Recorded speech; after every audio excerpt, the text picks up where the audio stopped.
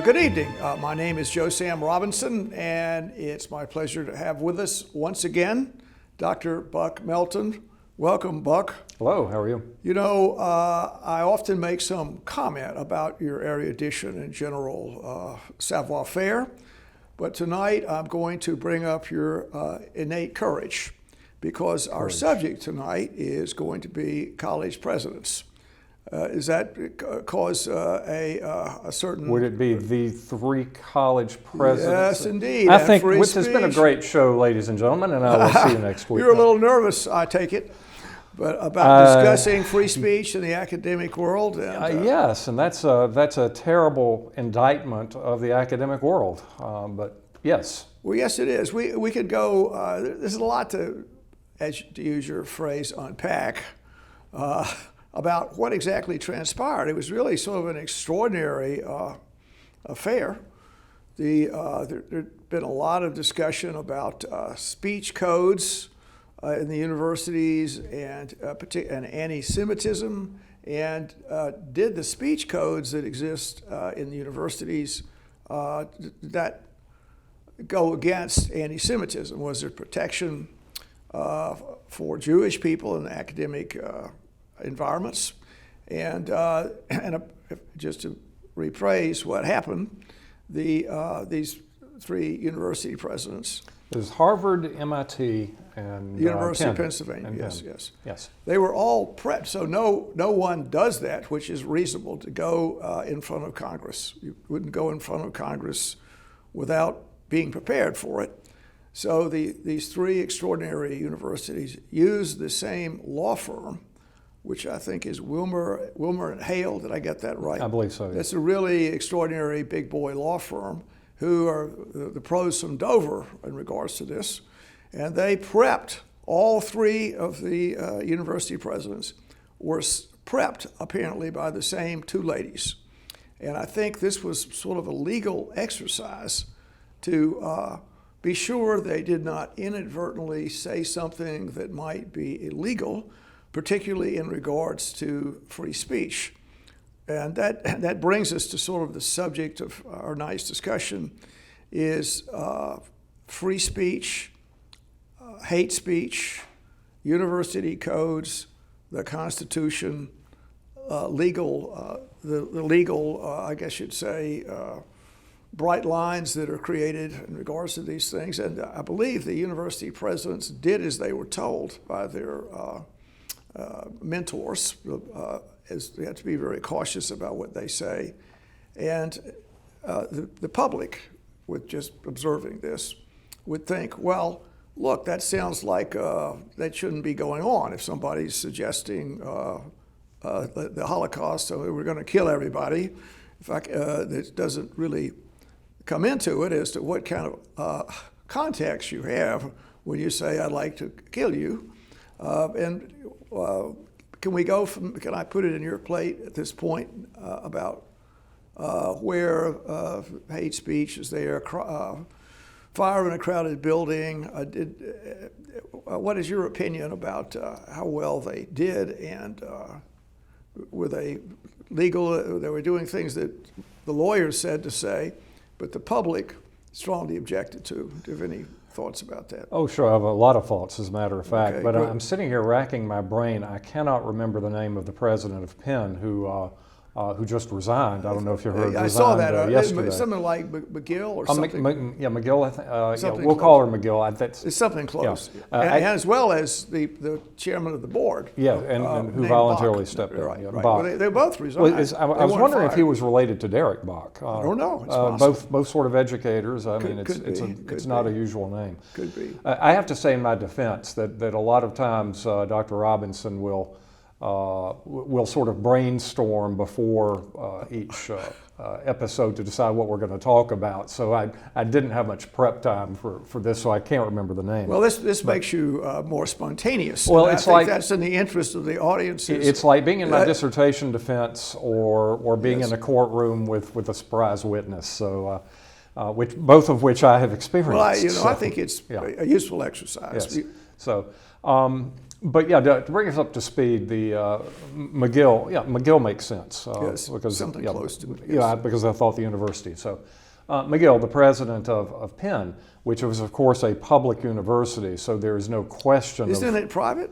I thought UPenn was No, public. well, I think it has some state connection, but they consider themselves a private institution. Well, I think they have appointed members of their board of trustees. Mm-hmm. The governor may appoint a couple of people, but I think their relationship is mainly private. Well, what I think about that's a new one on me, but in the end of analysis, Penn it State doesn't matter. is the public one. Okay. Okay. But they all take federal money, which is Yes. good enough. So and so Title IX covers them.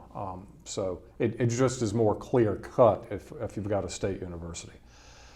Anyway, so the McGill is a law professor, and so knows the law. I don't know her area of law, but the question was, if you heard a student advocate for genocide and say that the Jewish people should be exterminated, would that violate your campus?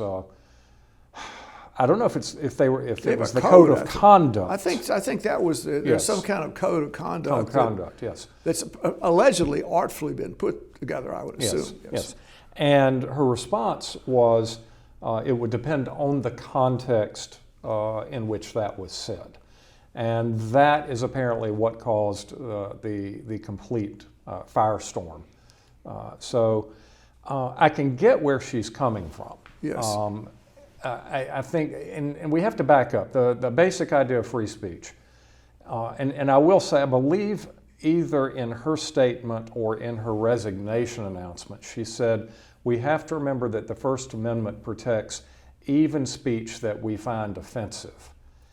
And I had to laugh at that because it's not even speech we find offensive. Speech that we don't find offensive doesn't need protecting. You don't need a First Amendment for that. If I say free ice cream for everybody, very few people are going to be up in arms about that. Right, yes. The First Amendment is designed for speech that might be socially or politically objectionable to someone.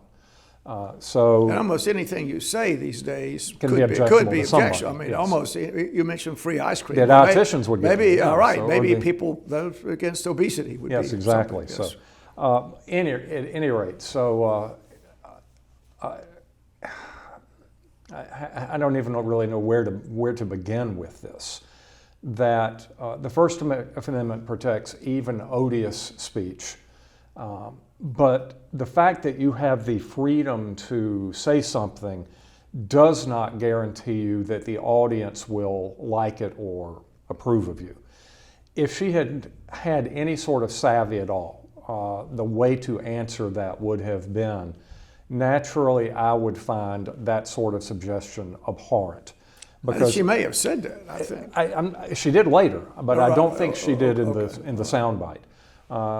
That I think any reasonable person, and of course reasonable is the biggest word in the law. You know, what is reasonable? But any reasonable person, and the most undefinable. yeah, would find that anyone advocating for or seriously discussing a hope of genocide of any race, that's objectionable. That's not good speech. That's not nice speech. But is it protected? Yes, in many circumstances it's protected. Of course, the famous Skokie case, when the ACLU defended the Klan's right to march through a Jewish neighborhood back in the 70s.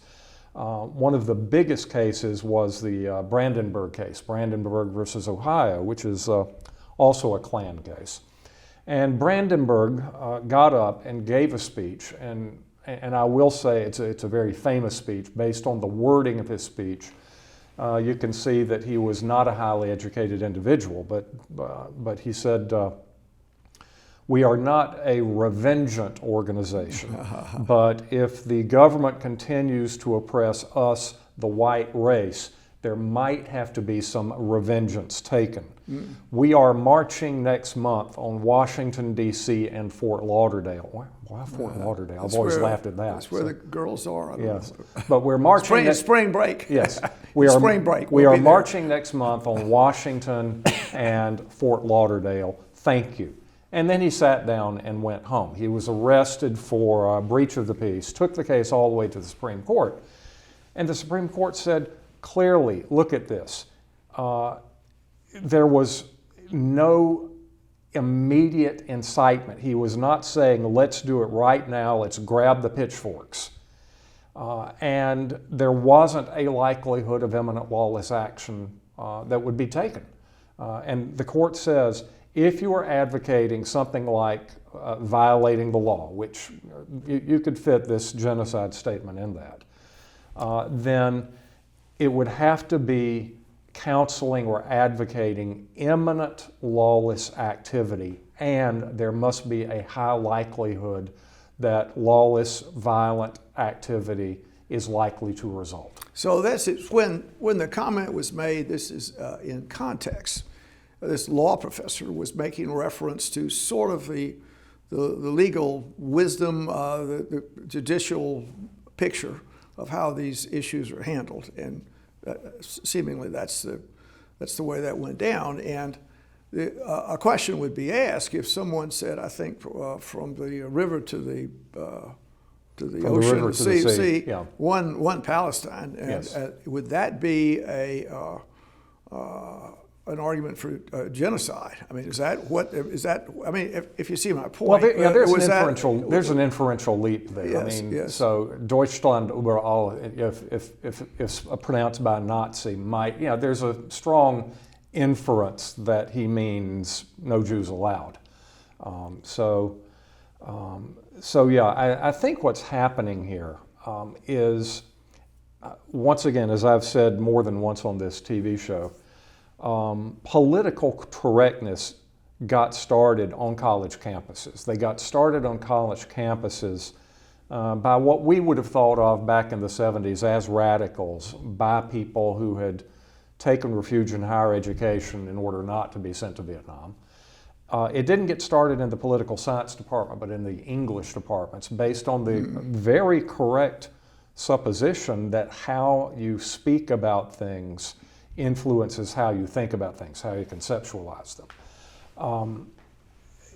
I think what's been happening is more and more the academy has denounced microaggressions in speech and speech that people find offensive. And at the same time, they are down very much on Western values, because despite all the tremendous good things that the Western world has done, it also has visited some horrible things on the world. And right now the Academy is downplaying the former while really emphasizing the latter. And so even while hate speech is not tolerated towards some groups that have not been protected traditionally, and I'm looking at the queer community, for instance, that anything that you say against the LGBT movement could be considered a microaggression. Same standards don't apply to people who have been part of the oppressors, and the Jewish community is seen as part of that.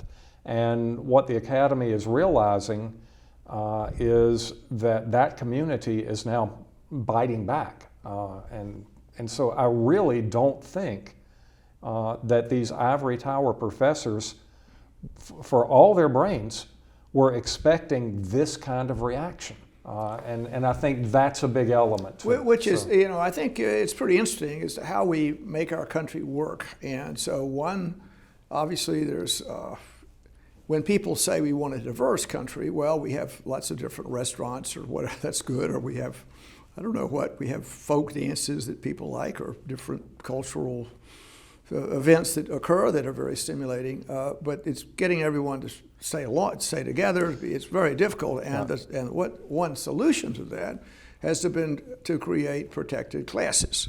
And so if the question had been, what would happen, is this a violation of your code of conduct to use incorrect pronouns? In other words, if you call somebody he or she, and as I understand it at Harvard, that's part of their, the way they do it.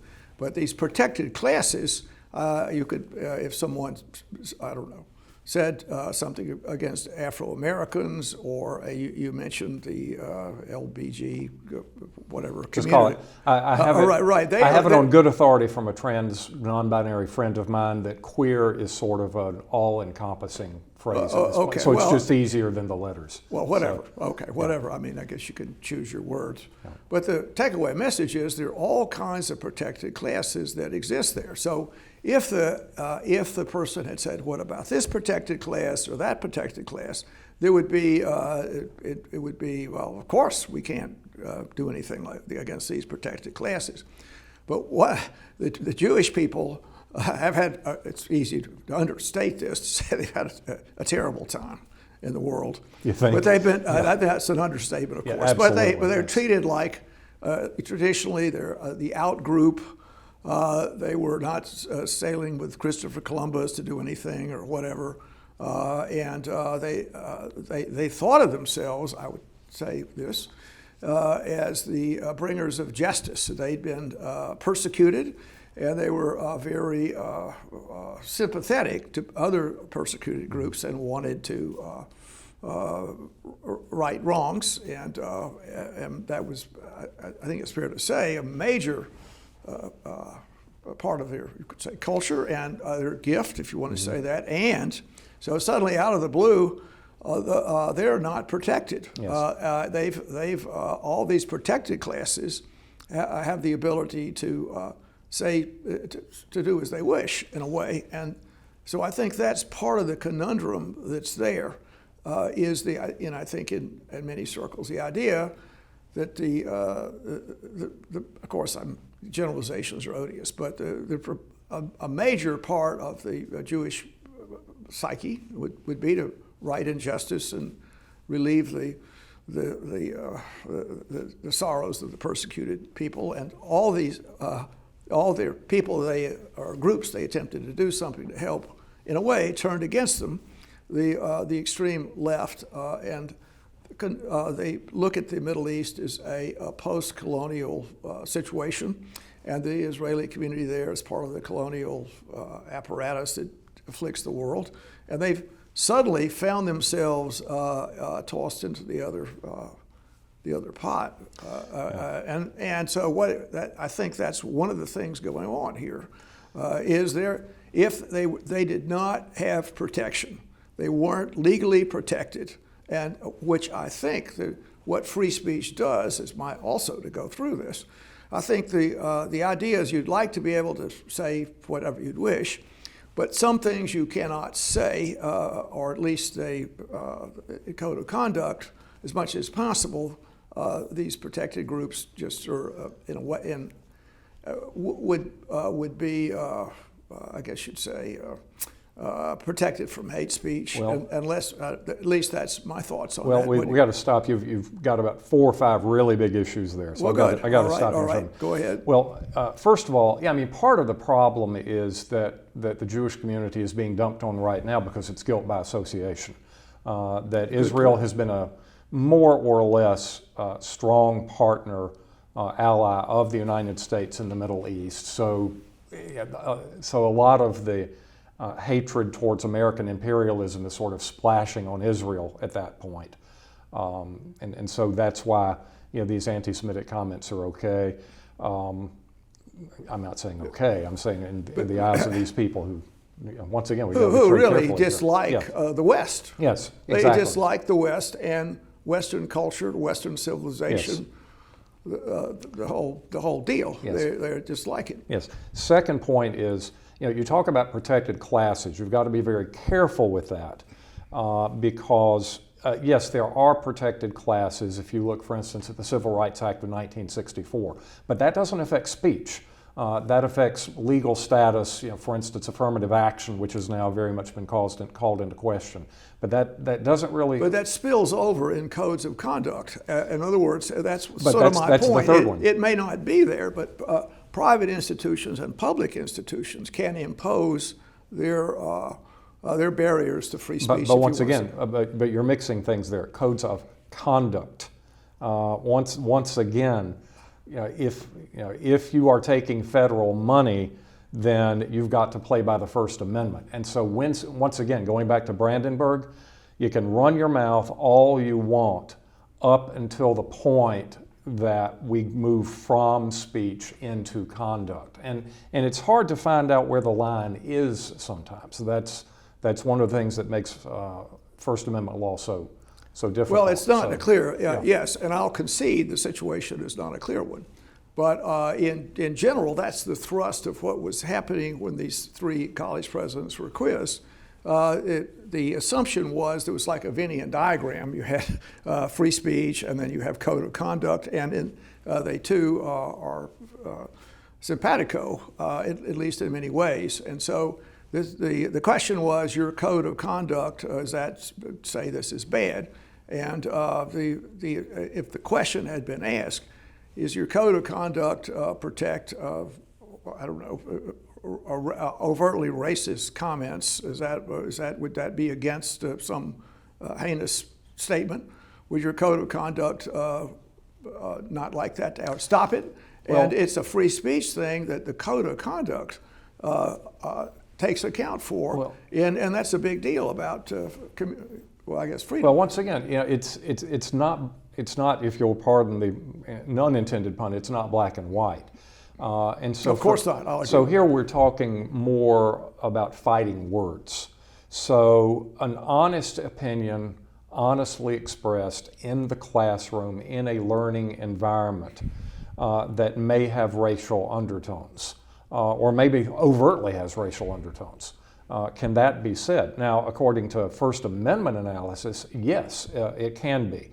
Fighting words, if you utter a racial epithet towards a member of that racial minority or even majority in a way it's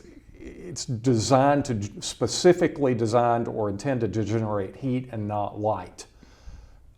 It's not part of discourse. It's designed to get the other guy to throw a punch. Then no, it doesn't matter the group, it doesn't matter the epithet.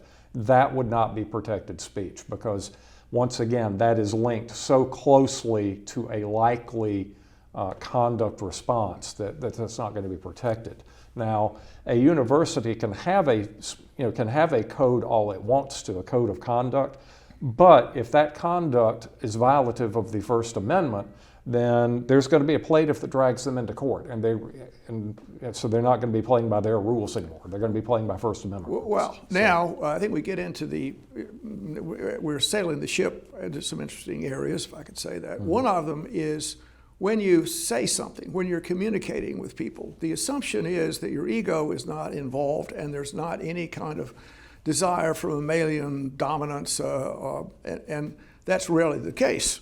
So when people talk to each other about anything, they try and win the argument often for their own ego gratification. I hope that's not happening here. But in any event, they do things like that. And the idea of like mathematical truth, people are putting some symbols there. I think 2 + 2 is 4. Oh, you're right. Or this is a better jet engine. What about this? In those areas, the ego part of it is extremely not so obvious. But in discussions on sociological issues or issues where major ego prizes exist, then that's when punches are thrown. And so the question is, punches being thrown, what are fighting words? And a lot depends on the sensitivity of people that hear the words. So you could, I mean, well, Jefferson Davis. Yes, no, I'll stop you there. You might go ahead. The campus, the ivory tower, would say that the sensitivity of this particular person or this particular group must be taken into account. The law is going to say, no, you are held to the standard of the reasonable person and not what is called the eggshell plaintiff, the eggshell skull plaintiff. So if I negligently hit you a blow that would not injure the normal person, but you are the one person in a million who's got an eggshell skull, and you suffer fatal brain trauma for that.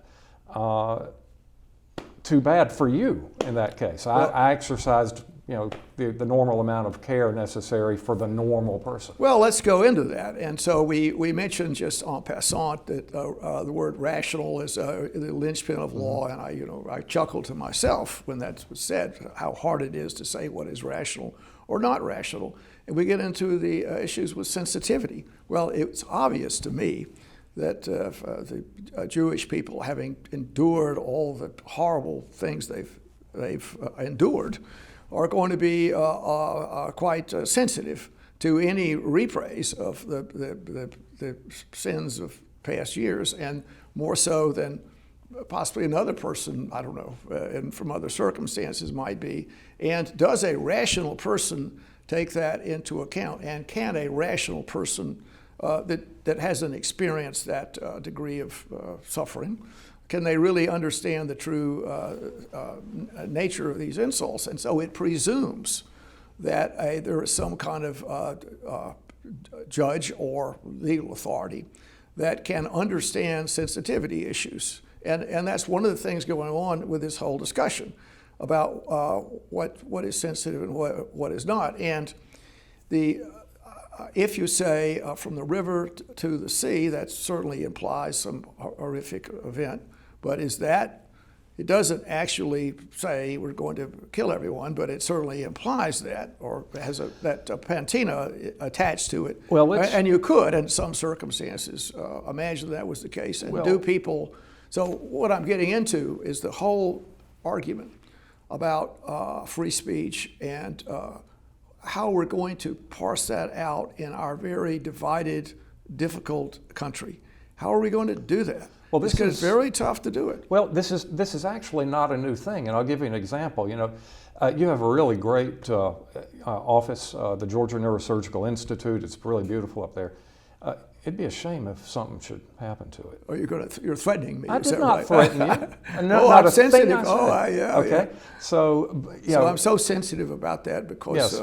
But it doesn't matter if you're sensitive or not. When I was younger, somebody threatened me and whatever. Yes. I mean, so I simply say that to show you that this is not a new thing that the law has had to wrestle with. And I will also back way up for a minute and talk about diversity. This is the favorite word of the Academy and has been really for most of my career. You really saw it blooming in the mid to late 1980s, and diversity. But it's fascinating that the vast majority of college campuses, university campuses in this country, there is a huge predominance of people who self-describe as liberal, very liberal, or Democrat. I remember one property professor at University of North Carolina at Chapel Hill loved to trot out at every faculty meeting that in this wonderfully diverse law school, he was one of only 2 registered Republicans. So I always think that interesting that they can say that they're diverse at the same time they put the kibosh, if you will, on diversity in a lot of ways. Well, yes, and it's a very the country is extremely a complicated place, yes. And I don't know how well we've parsed this out, but how the college professors have blundered before the public, and we had a legalistic view of things that have sort of a common sense or could be construed that well. We can't add, no one would suggest a Holocaust doing that was an okay thing. And these were misanswered. It would have been They were trying to. So. And the complexities of free speech are really, really out there. And one thing I would say is that most countries and most places do not have free speech, whatever that means. You can't say what you want, and there are many restraints against that. You could, someone might not shoot you, but you might say something that was offensive to a number of people, and you could be socially ostracized, or this or happen. You could lose your job, or you might, let's see, the people that were supporting Palestine in the Middle East problem, they had their jobs taken from them. I mean, they expressed their opinions, and they were so offensive to their future employers that they lost their job, and that's really a common thing. And you're going to start seeing more litigation on that. And so, just saying, I mean, what can you say is free and not free? And I'm finally going to say this: is that if you're trying to maintain such a diverse country, we want millions of people from everywhere with every kinds of different ideas and every kind of cultural ambiance that are there. We're all going to get along. Well, that's going to be a very tough job, and the pure white light, if I can use that phrase, of freedom, free speech, it's going to be restrained. I think it's going to have to restrain it, and I believe the courts will do something along those lines. And the other thing is protected classes. So that makes it a little simpler, is to try and have lots and lots of protected classes on some issues. Maybe the courts will sail the ship in that direction. We're near the end of our conversation. Do you have some thoughts on these imponderables? I think what this country could need right now is a reincarnated Don Rickles. Yes. Yes, Mr. Warmth himself, who mercilessly made fun of different ethnicities, different groups, but he did it with a warm heart and got us to laugh at our differences. Well, that's not a bad idea, is it? If a person, you'd have to be quite artful at it, I would say. And I think Saturday Night Live tried something. Oh, it was an absolute crash and burn. Yes. Because once again, my understanding was they tried to make fun of the whole thing, the Americans who got this person fired. Right.